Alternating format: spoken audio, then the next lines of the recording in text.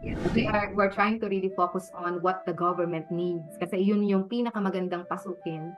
Especially, there's a lot of, benefits on the tax side of it. Ako naniniwala kasi ako that the government and itong mga financial institutions, they're there to help us build our portfolio sa investment. Sa totoo lang. Pero ang tingin natin majority of the time sa government is, andyan sila to give us a heavy loads on taxes. Kasi nakikita natin yun kasi empleyado tayo. Ang mga financial institutions, we think about them as, ano ba yan, lagi na lang merong interest. Ang tataas naman ng interest nila. Pag nag-borrow tayo ng money, ang tataas naman ng interest nila.